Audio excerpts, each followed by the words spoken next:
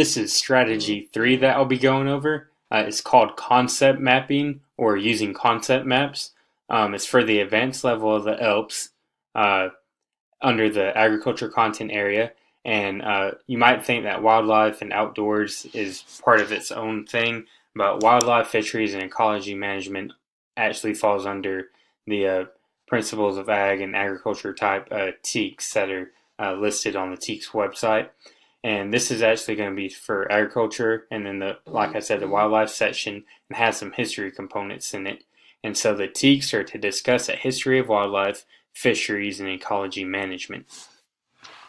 And so we're going to go over as you see right here, origins of the U.S. Fish and Wildlife Service. You can do anything that relates to the TEKS, like the history of any fishery or ecology management, wildlife organization or acts that happen, but I'm going to go over particularly the U.S. Fish and Wildlife Service, as I found a bunch of information on it and students can research a bunch on it. The advanced ELPS level, they're going to know way more and be able to do way more things than they could in the intermediate and beginning with only some second language support. And they can complete the tasks that are grade level appropriate, like using a concept map and going over the wildlife portion of ag on this one for the 9th through 12th grade level. A student at this level can understand only with a little second language support, like I said, or some second language support, descriptions and meanings of acts and events and the history of the subject, which would be the history of wildlife, fisheries, and ecology management in this step. What concept mapping does is it brings up a concept and then allows a student to draw on it and learn more about it.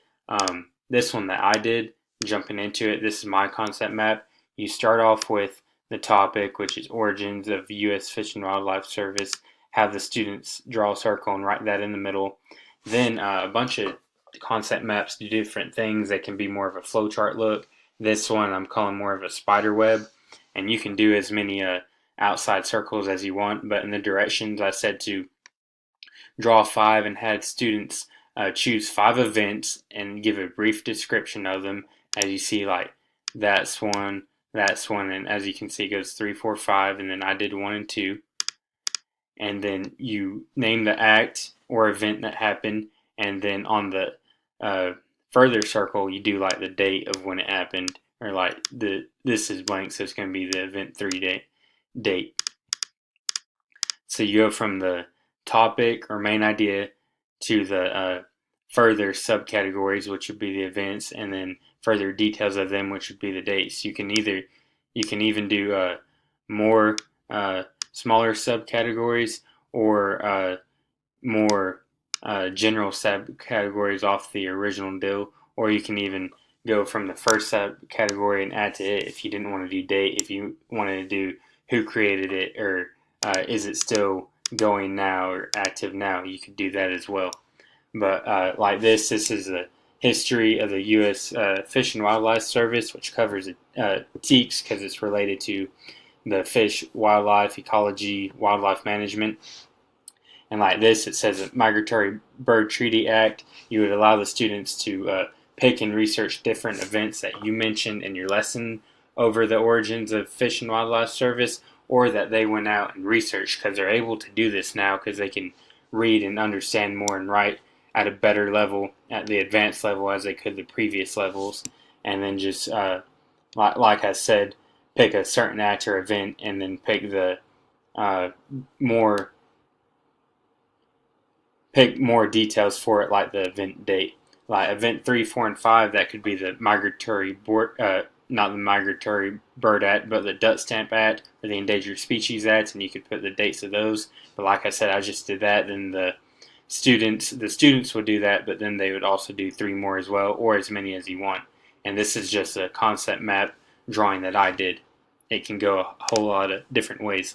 The benefits of it, the students can obviously have a chance to view and form information in a unique way. They can have like a graphic organizer type concept map like this instead of just reading and taking bulleted notes. They can see something that's more pleasing to the eye, and maybe they can understand more. It also leads to good effects on logical thinking skills and student attitudes towards science, because they're like, oh, I get to create a concept map. I just don't have to list it. So they're going to learn more logically and then have a better attitude toward it. New knowledge can be done with it, because if you only have five, but you got more space for over here and over here, that leads to even more knowledge that they can draw upon. And this is good for the advanced level, because they're able to recognize and understand words in the academic setting with only some language support. But they'd be able to use the internet or use what you taught them and form this with only that little bit of support instead of the beginning or intermediate level support that they had. So this strategy is great, I think, and it's called the concept mapping strategy. It connects to in this case, the wildlife, fisheries, and ecology management TEKS that I mentioned, and goes with the advanced ELPS level. Thanks.